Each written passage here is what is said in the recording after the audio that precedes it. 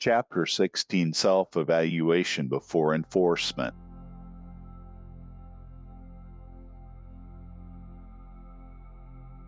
Every system is capable of identifying failure outside itself.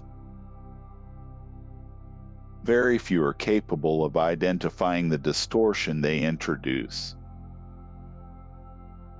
This asymmetry is not accidental. It is structural. The capacity to observe error externally develops earlier, feels safer, and carries less immediate cost. The capacity to examine internal contribution develops later, threatens identity, and destabilizes certainty. As a result, most breakdowns are diagnosed correctly everywhere except where they originate. This chapter is about that origin.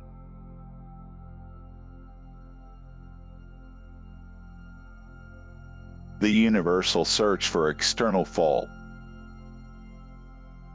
When instability appears, attention moves outward almost reflexively. Individuals search for unfair circumstances, uncooperative people, or hostile environments. Institutions search for external shocks, political opponents, market conditions, or cultural shifts. States search for foreign interference, historical grievances, or external pressure. In each case, the search feels justified. Evidence can usually be found. External factors are never absent. But something subtle happens during this process. The act of locating fault externally produces psychological relief. It restores coherence without requiring change. It allows systems to remain structurally intact while interpreting instability as intrusion rather than emergence. This relief is temporary. External explanations rarely explain persistence. They account for triggers, not trajectories. They describe why something happened, not why it continues to deteriorate despite corrective effort. When failure repeats across contexts, the cause is rarely outside alone. Why self-examination is avoided. Self-examination is not avoided because it is painful. It is avoided because it is destabilizing. To examine internal distortion is to question the reliability of one's own judgment. It introduces uncertainty into identity, authority, and continuity. It requires acknowledging that coherence may have been lost gradually, invisibly, and without malicious intent. Most systems are not designed to tolerate that admission. Individuals rely on narrative continuity to function. Institutions rely on perceived legitimacy. Governments rely on authority projection. In each case, internal questioning threatens the very mechanism that allows the system to operate. As a result, systems evolve sophisticated defenses against introspection. Procedural complexity replaces reflection, moral certainty replaces structural analysis, loyalty replaces accountability, repetition replaces examination. These defenses feel stabilizing. They are not. They delay correction while increasing the eventual cost.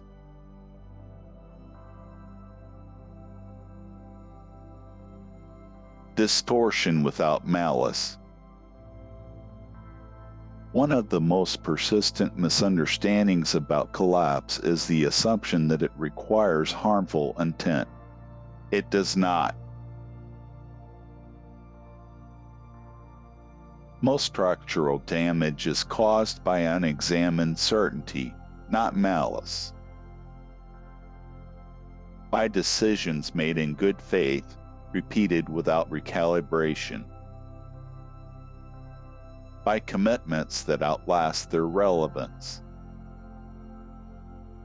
By identities that harden beyond adaptability.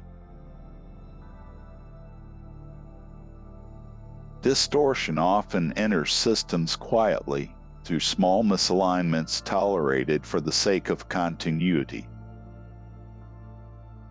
A boundary is softened to avoid conflict. A responsibility is deferred to preserve momentum.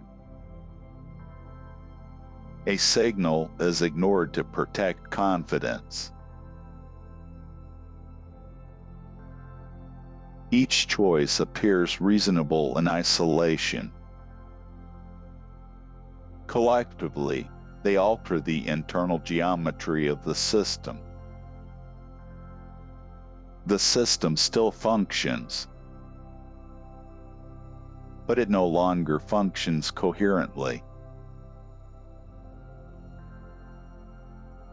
This is the most dangerous phase of distortion, when operation continues but alignment does not.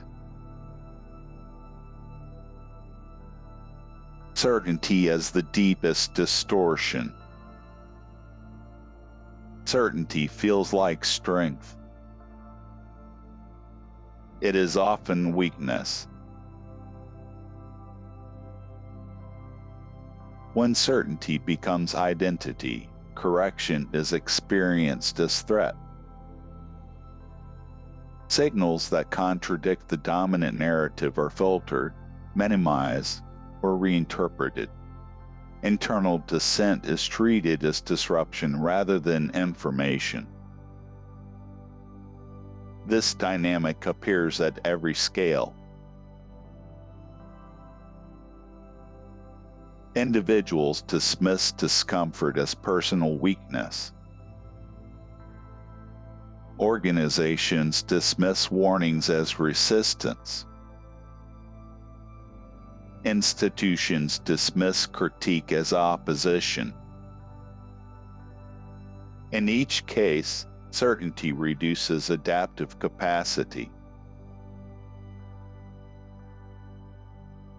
The system becomes predictable, but not stable. It repeats the same responses even as conditions change. It confuses consistency with coherence. Correction is not rejected because it is wrong. It is rejected because it would require re-examining the system's self-image. Internal correction is constitutional duty. Every stable system contains a mechanism for self-evaluation that is stronger than its mechanism for self-defense. This is not a moral principle. It is an architectural one. When self-evaluation weakens, external correction strengthens. When internal signals are ignored, external enforcement escalates. When introspection is deferred, pressure accumulates elsewhere. This is not punishment. It is redistribution of responsibility. A system that refuses to examine its own distortion does not avoid correction. It transfers the task outward, where it becomes less precise and more forceful. Internal correction is always cheaper. External correction is always harsher. The difference lies not in intention, but in timing.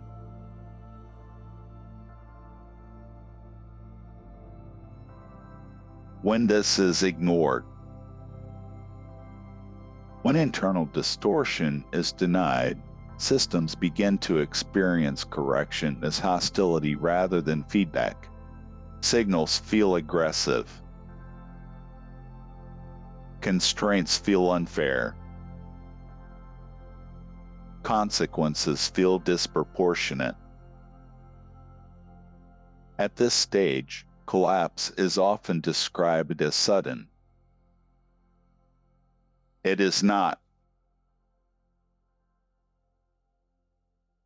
It is the visible arrival of pressure that has been accumulating quietly, unacknowledged, and unmanaged. The illusion of moral superiority. One of the most effective barriers to self-evaluation is moral framing. When systems interpret themselves as fundamentally right, examination becomes unnecessary. Distortion is reclassified as opposition. Consequence is reinterpreted as injustice. Correction is framed as attack. Moral certainty offers clarity. It does not offer stability. This is why systems that collapse often describe themselves as victims until the end. They are not lying. They are describing their experience accurately from within a distorted frame. The distortion lies not in intent, but in perspective.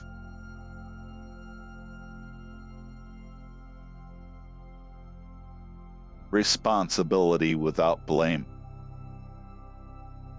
Self-examination does not require guilt. It requires precision. Blame personalizes distortion. Precision localizes it. To identify where responsibility was misaligned is not to assign fault. It is to restore coherence. To recognize where capacity exceeded accountability is not to accuse, it is to recalibrate. Systems that conflate responsibility with blame avoid both. They protect identity at the cost of stability.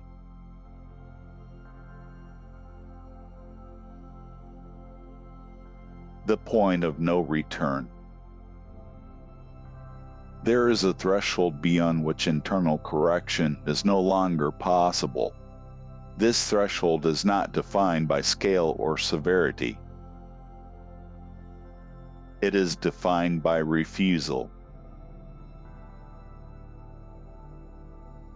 When a system consistently rejects signals that challenge its self-concept, it exhausts its internal corrective capacity. At that point, only external enforcement remains. This is the moment systems describe as betrayal, collapse, or catastrophe. It is none of those. It is delayed correction arriving without permission.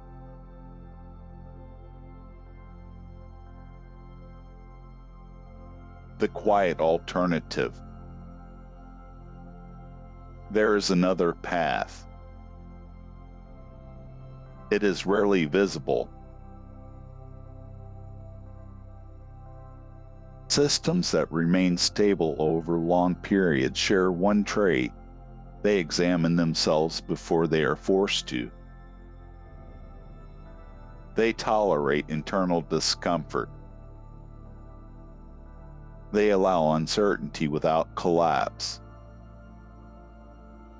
They adjust identity without disintegration.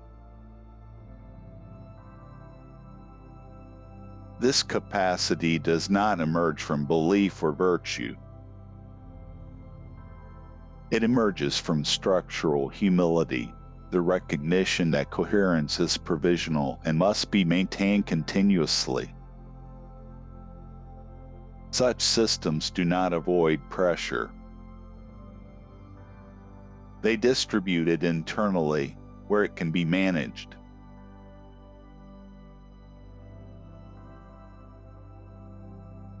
Closing constitutional statement. The most dangerous distortion is not opposition.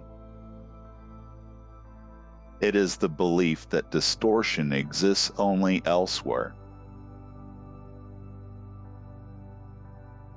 Systems fail not because they are attacked, but because they refuse to examine the contribution they make to their own instability.